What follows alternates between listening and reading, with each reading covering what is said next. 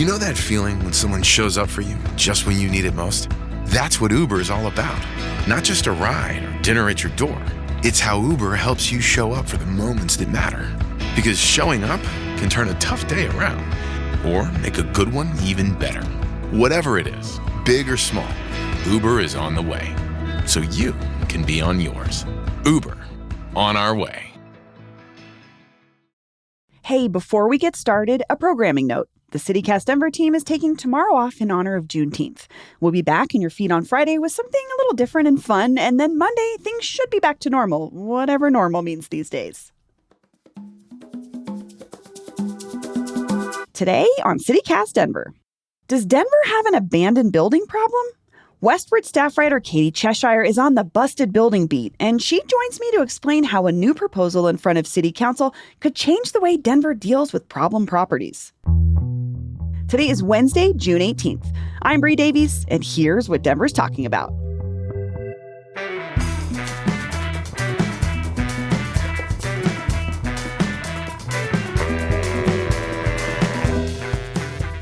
Katie Cheshire, welcome back to CityCast Denver. Thank you so much for bringing me back. So, Katie, do you have a favorite derelict rundown building? I can't say that I have a favorite because they all kind of suck, but I will say reporting on the fourplex on Lincoln Street that exploded at this point now 2 years ago was very exciting because, first of all, there was an explosion, and it was one of those situations where there wasn't neighbors right next to it because the neighbors all moved out right away. Oh. And usually it makes me sad to hear from the neighbors or angry. So that one was more enjoyable because at least there was not people who lived, right next door. Had to live with, yeah, and we'll talk more about this building, but it was one that exploded, and then the owner of it just let it sit there post-explosion for almost a year as just rubble. Yeah, and the city couldn't even get a hold of the owner for like 3 months. They were like, this person is apparently disappeared completely. And that is the story of a lot of abandoned buildings in Denver. Well, we'll get into some of those specific instances in a minute, but you recently reported that there are some changes coming to how the city deals with these buildings. Before we get into that, can you explain what kind of building we're talking about when we say, this one was an explosion, but what else qualifies as like a derelict building? Yeah, so if there has been no one living there for a certain period of time, generally about 6 months, then it can be considered abandoned if there's like broken windows or broken doors or broken gates and people can just go in and out as they please. That can make a building be considered abandoned or neglected. And then if there are like service calls to the property from, police or fire or the homeless outreach team, then it can also be considered abandoned. Okay, so I was thinking about this because there's a house actually right across the street from me that's had 2 different fires start there.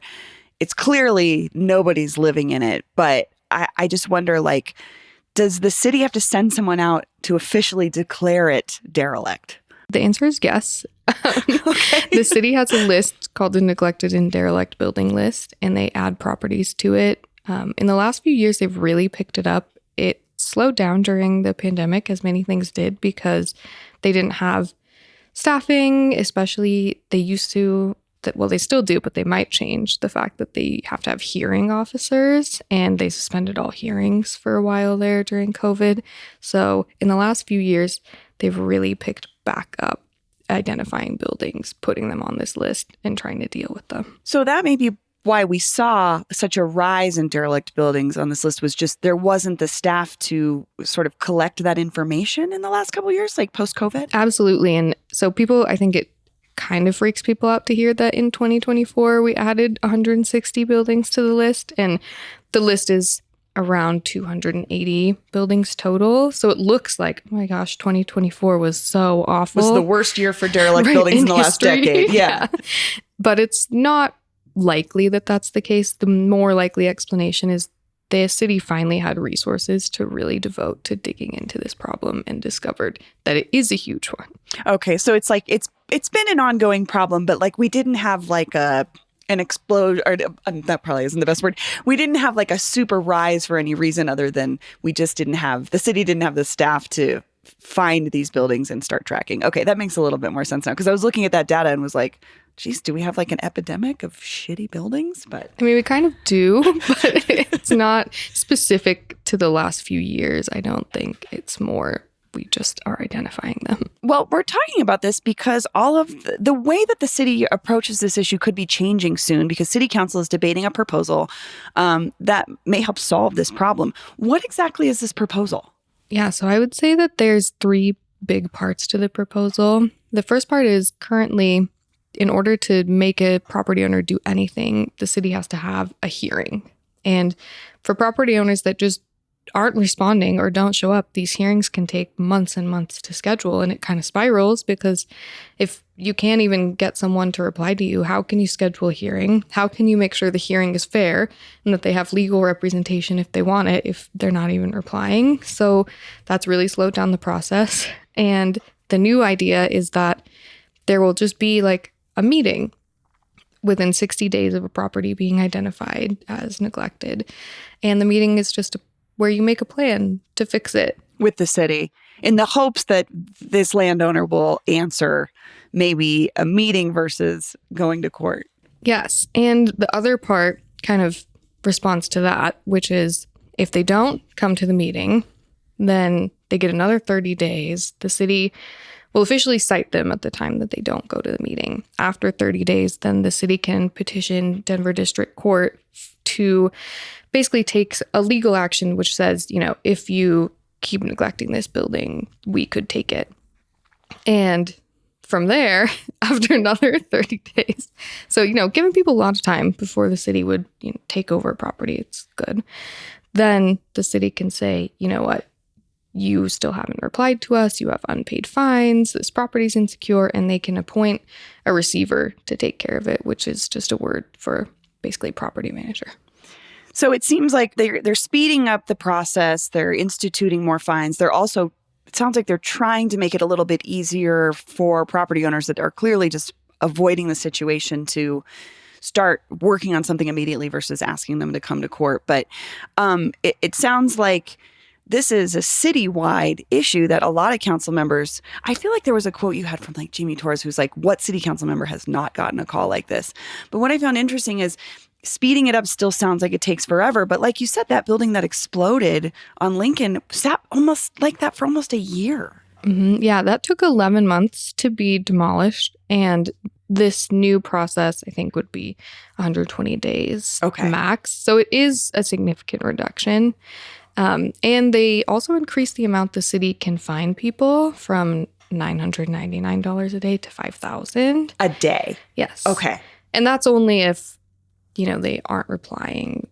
If someone gets fined, they get usually 30 days to pay it. And then if they don't, the city can engage that everyday fine structure. And I think that honestly will make a difference because part of the problem is for a lot of these property owners, it's cheaper to just let it sit there than to reply to the city's fines.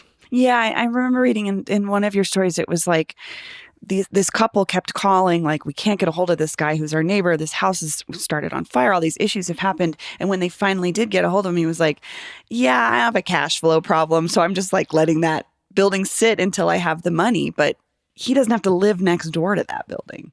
Totally. And I think it's easier to let it sit if it's like, well, I got $1,000 compared to $5,000 even is a huge difference. So hopefully that increase in fines may push that process.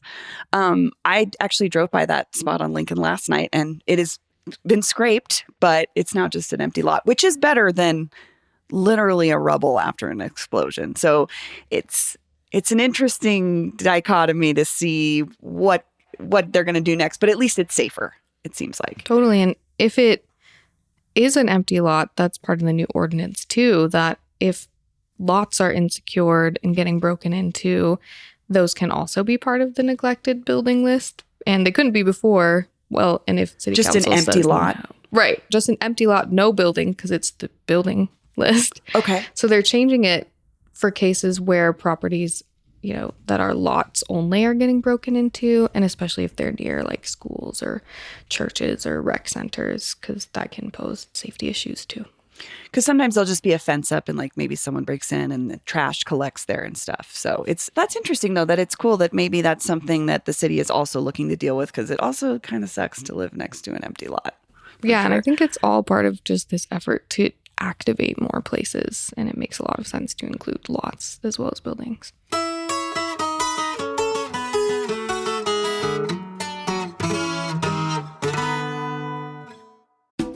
This episode is brought to you by Xcel Energy. It's starting to heat up here in the Mile High, which means it's time to think about keeping cool. At home, your air conditioning is the single most expensive appliance you'll use, and Xcel Energy is here to keep a lid on costs and take advantage of some great rebates. They've got cool tips like inspecting your AC unit regularly, changing your filters, and considering Xcel Energy's weather stripping rebates as a great way to keep that cool air inside for less. You can also pre-cool your home in the morning and use less AC in the afternoon. Just make sure your ceiling fans are drawing air upwards in the summer and close your drapes to cool off in the later part of the day. Okay, so there's a switch on your ceiling fan. Did you know about this? I feel like a lot of people don't know. It moves the direction of the air. It's like super cool and super simple. Hot tip. Make sure that you wipe all the dust off of your ceiling fan before you do this, or you just get dust everywhere. You can use Xcel Energy's Home Energy Squad to find even more ways to save money on home energy. Become even more energy aware by going to xlenergy.com/tips. Just check out xlenergy.com/tips to make your energy work for you. This episode is sponsored by Babbel. Have you ever picked a vacation spot based on where you won't need a phrase book? With Babbel, the language barrier no longer has to hold you back. You can start speaking a new language with confidence thanks to Babbel's conversation-based techniques, which quickly teach you useful words and phrases about the things you actually talk about in the real world. Babbel has more than a dozen languages available for you to learn at your own pace, with material tailored to your individual proficiency level, interests, and time availability. I'm David Ploth, CEO of CityCast, and I've been learning Spanish with Babbel. What I really love about learning Spanish with Babbel is that it works with me where I am. The app and the website keep track of what I've learned. They help me review what I probably forgot from last time, and always is keeping me engaged with a new challenge based on actual conversations I might have in Spain or Mexico or Colombia, especially food conversations, because I love food conversations. So get talking with Babbel. I want you to learn another language, so I'm teaming up with Babbel to give you 55% off subscriptions, but only for CityCast listeners at babbel.com/CityCast. Get up to 55% off at babbel.com/CityCast, spelled BABBEL.com/CityCast. Babbel.com/CityCast. Rules and restrictions may apply. Let's talk about a couple more specific instances, because I think this will help listeners visualize more what we're talking about. Let's start with this church that was at the corner of Colorado Boulevard and Leetsdale.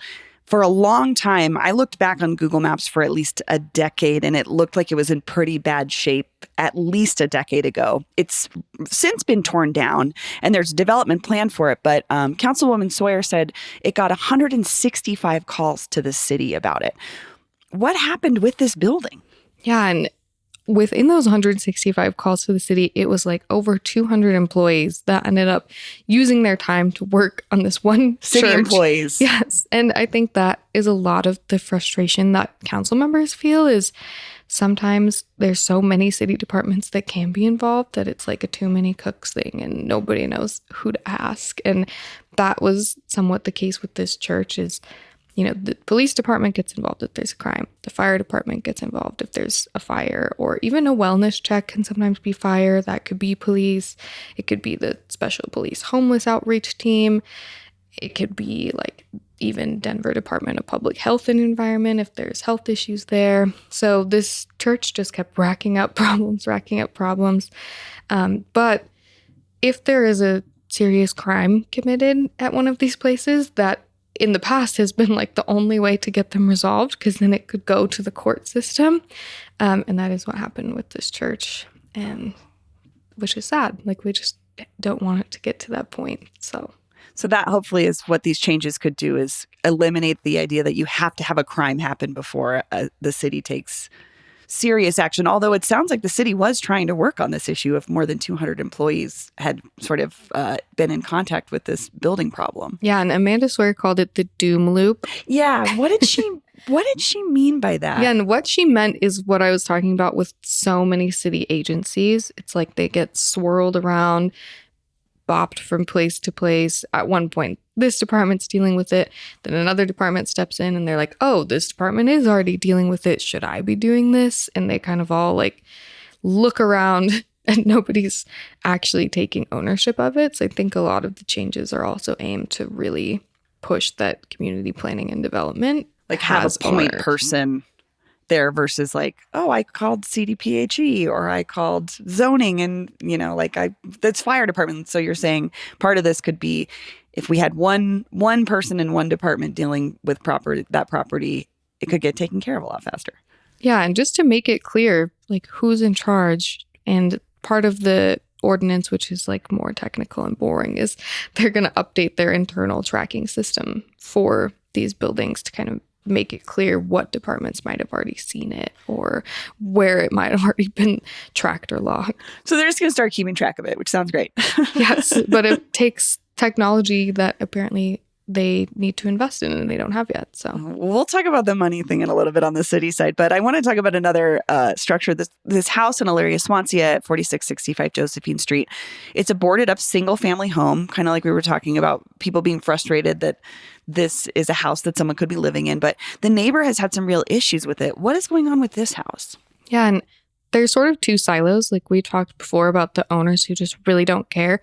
And there are also owners who legitimately struggle to maintain properties for affordability reasons or other reasons. And I think this falls a little more into that second group. It's owned by Habitat for Humanity, which is a nonprofit. And, nonprofits don't have unlimited budgets. And this particular property, they can't let someone live there because there's asbestos, and that's in the main house. And then there's a detached garage in the back, which has meth contamination. So both of those are really expensive to fix. You can't have someone living there while they're doing it. So Habitat for Humanity has it boarded up because they need to wait until they have the funding to do it. And in the meantime, it has caused a bunch of problems for the neighbor. There's no gutter on one side of the house, so there's water damage because water just flows straight off the roof into the neighbor's yard. And, she says that she got an estimate to fix it. That was $40,000, which is huge. Yeah. So it's one of those that is hard because it's not like Habitat for Humanity is some neglectful, some slumlord. Right. But they just legitimately don't have the funds to rehabilitate this property the way that it should be. They're kind of in this limbo. They don't have the cash flow, but they have a plan for the property, which is to either do that abatement, the asbestos abatement, or tear it down. But in the moment right now, they just don't have the money to do anything. Which is that this was an interesting case to me because I like the two silos thing you explained. I always kind of go more towards the greedy developer that doesn't live in the state is just sitting on a property. But in reality, there's a lot of different reasons why properties might be in these states. Yeah, and I think it's tough because you have to balance the legitimacy of that versus it is really impacting this neighbor and hurting them financially.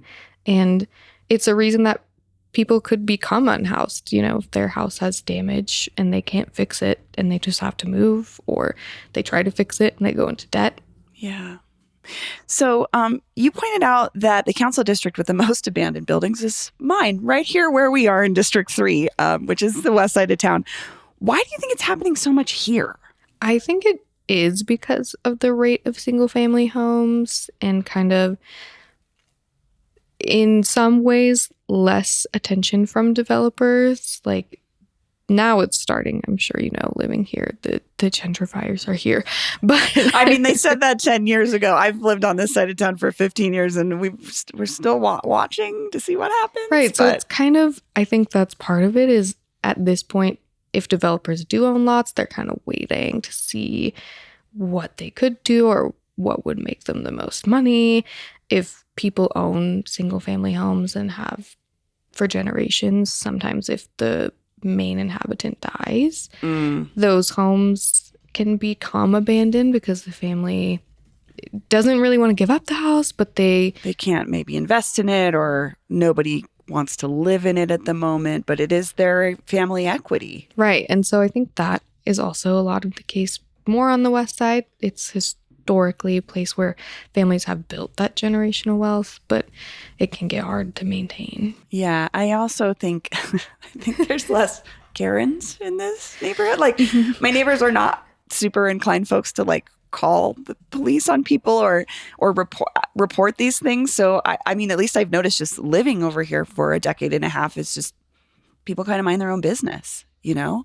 And I just thought it was interesting because like I do think of the house across the street from mine, but I can't think of a ton of other buildings in my neighborhood in this shape. So I don't know. It's interesting to see where it spreads out. The other neighborhood was like District 9, right? Which is downtown, and maybe it's a wider swath of types of buildings in the neighborhood, but yeah, I think District 9 is also where you see more commercial buildings that are part of the list because they have both downtown and Rhino, which I think Rhino has a lot of commercial buildings that are not being activated, and then they also have like the city park area. And to your point about Karens, I do feel like the neighbors are very activated in that part of town. So it could be part of it is that they're like, if there's an abandoned building, they're on it. There's people calling about it. Yes. Yeah. So you reported, let's talk about the money. This recent discussion about this proposal that, quote, council aides noted the city's pending budget deficit could come into play as the changes will likely require CPD to hire more employees and spend some money on internal infrastructure updates, like you were talking about the technology to track these things. But the city's already talking about layoffs and furloughs. How are they justifying these changes? I think that the reason it's justified is right now, these are a drain on city budgets, especially 311 and 911, which are already struggling for money, especially 911 right now is actually looking at increasing fees because they need more funding. And so I think that's really the justification is at the end of the day, this could be one of those things that saves money in the long run. It's just that you have to invest first. And in the moment we're in, where the city doesn't have extra funds to invest, it's really hard. What should someone do if they have one of these buildings on their block? So you can do many things. You can call 311. I really don't recommend calling 911 unless there is a fire or an active crime that you can see happening, because it's just a struggle for 911. It's taking up a lot of their resources. Yes. So 311 is a better option if it's like not an active. Yeah, and I think 311 is honestly more responsive anyways to these sort of non-active crime issues. And if you are having trouble with 311, you should reach out to your local council member. They see this all the time. It's something they really care about fixing, and they have done all this research to find out who they will need to connect you with. And what's next for the proposal? So City Council will vote on the proposal June 30th. And at that point, it can either become passed with the hopeful date of next February, or it will not pass, but I would be pretty surprised. Well, we'll be watching for that. Katie Cheshire, thank you so much for joining me. Yeah, thanks for the discussion. Hey, now it's your turn. We want to hear about the abandoned or derelict building in your neighborhood. What happened to it? What's going on in there? We know neighbors know best, so let us know what's up. The Abandoned Building Hotline is open at 720-500-5418. Again, just text us or leave us a voicemail at 720-500-5418.